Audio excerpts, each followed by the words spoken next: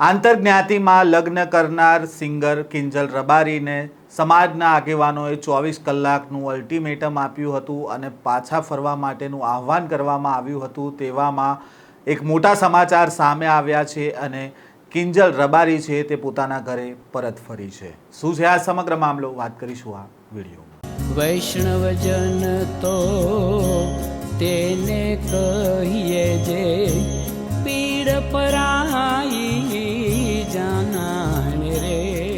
નમસ્કાર, નવજીવન ન્યૂઝમાં આપનું સ્વાગત છે. હું છું જયંત દાફડા. સિંગર કિંજલ રબારીએ આંતરજ્ઞાતિમાં પ્રેમ લગ્ન કર્યા હતા અને ત્યારબાદ સોશિયલ મીડિયા ઉપર વિવાદ સર્જાયો હતો. કિંજલ રબારીના વિરોધમાં કેટલાક પોસ્ટરો છે તે સોશિયલ મીડિયામાં વાયરલ થયા હતા અને તેમનો વિરોધ પણ કરવામાં આવી રહ્યો હતો. સાથે જ સમાજના આગેવાનો દ્વારા પણ ચીમકી ઉચ્ચારવામાં આવી હતી. ઠાકરસિંહ રબારી દ્વારા કહેવામાં આવ્યું હતું કે જ્યાં હોય ત્યાંથી સરેન્ડર કરી દેવામાં આવે. તો બીજી બાજુ હીરા ભુવાજી દ્વારા પણ 24 કલાકનું અલ્ટિમેટમ આપવામાં આવ્યું હતું અને ઘરે પરત ફરવા માટેનું આહ્વાન કરવામાં આવ્યું હતું. તો બીજી બાજુ સોશિયલ મીડિયા પર પોસ્ટરો પણ વાયરલ થયા હતા, જેમાં કિંજલ રબારીએ જે વ્યક્તિ સાથે લગ્ન કર્યા હતા તેનો પણ ફોટો હતો અને તેમાં લખવામાં આવ્યું હતું કે તેઓ રાજસ્થાન બાજુ ગયા છે અને જેને પણ આ લોકોની માહિતી હોય તે માહિતી આપવા માટેનું પણ આહ્વાન છે તે સમાજ દ્વારા કરવામાં આવ્યું હતું. તેવામાં ગઈકાલે રબારી સમાજ અને ચૌધરી સમાજ વચ્ચે એક મીટિંગ મળી હતી. આ મીટિંગમાં સમાજના આગેવાનો હાજર રહ્યા હતા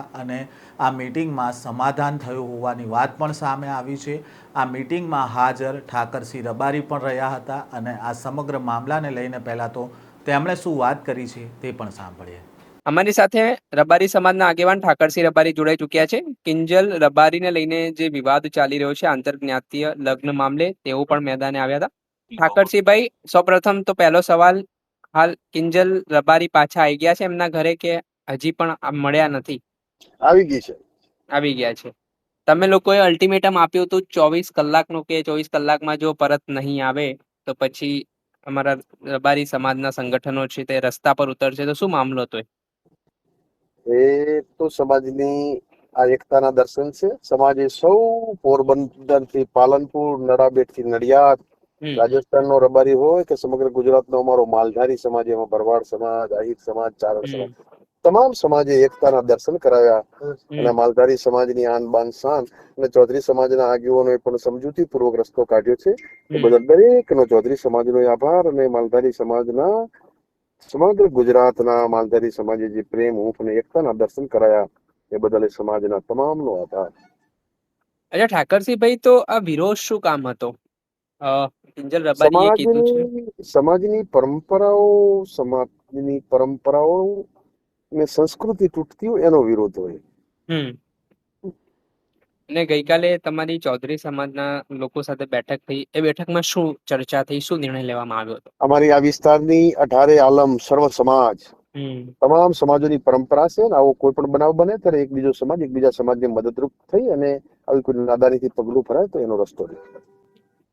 તો ઠાકરસિંહભાઈ, પ્રેમ લગ્ન, પ્રેમ સંબંધના વિરુદ્ધમાં છો તમે? શું માનો છો? કેમ કે બંધારણીય રીતે જોઈએ તો એવું કહેવાય છે કે તમામ લોકોને સ્વતંત્રતા છે પોતાની રીતે. હું એવા પ્રેમને માનું છું. હું પણ એવો પ્રેમી છું કે આ પ્રકૃતિને પ્રેમ કરું છું, મા બાપને પ્રેમ કરવો જોઈએ, સમાજને કરવો જોઈએ, રાષ્ટ્રને પ્રેમ કરવો જોઈએ. પ્રેમના ઘણા કારણો છે. પ્રેમ કોઈ ભાગીને પ્રેમ ના હોય. મા બાપ સંતાનને મોટું કરે તો એ સંતાનનો 20 વર્ષના પ્રેમને પણ ના ભૂલવો જોઈએ. હું આ રાષ્ટ્રને પ્રેમ કરું છું, આ હરિયાળી ધરતીને પ્રેમ કરું છું અને તમામ સર્વ સમાજોને પ્રેમ કરું છું. પ્રેમ કરો તો એવો પ્રેમ કરો કે આ સૃષ્ટિના સર્જનહારે જે સૃષ્ટિને પ્રકૃતિ બનાવી છે એને પ્રેમ કરો, સમાજથી પ્રેમ કરો, કાળિયા ઠાકર દ્વારકાધીશથી પ્રેમ કરો અને મા બાપથી પ્રેમ કરો, પરિવારથી પ્રેમ કરો. પ્રેમ ઘણા પ્રકારના છે. ઠાકરસિંહભાઈ, એ પણ વાત છે કે એમણે એવું કીધું કે મેં મારા માતા પિતાને આ બાબતની જાણ કરી હતી ને પછી આ પગલું લીધું. મા બાપ થી પગલું લીધું હોત તો અમારે કહેવાનું નતું, પણ જે થયું હવે તમને સૌને વિનંતી, ઘીના ઠામમાં ઘી ભરાઈ ગયું છે. તમામ સમાજના વડીલોએ ખૂબ સારો રસ્તો નીકાળ્યો છે. એ બદલ આપ સૌનો પણ, મીડિયાનો પણ આભાર અને જેને જેને મદદ કરી છે તમામ સમાજોનો આભાર. હવે ઠાકરસિંહભાઈ, એક સવાલ એ પણ ઉપસ્થિત થઈ રહ્યો છે કે એમણે લગ્ન કરી લીધા છે, કોર્ટ મેરેજ એવી વાત છે. તો હવે આગળ તમારો નિર્ણય શું? હવે છૂટાછેડા અપાવશો કે પછી આ લગ્ન જે જીવન છે યથાવત રહેશે? અમારા સમાજના અને ચૌધરી સમાજના વડીલો એ બહુ પરિપક્વ અને ઠરેલા હોય છે. સમાજના પંચો એ ભગવાન હોય છે અને અમારા સમાજના પંચો જે નિર્ણય લે છે એ સર્વમાન્ય ઠાકરસિંહ રબારીનો હોય.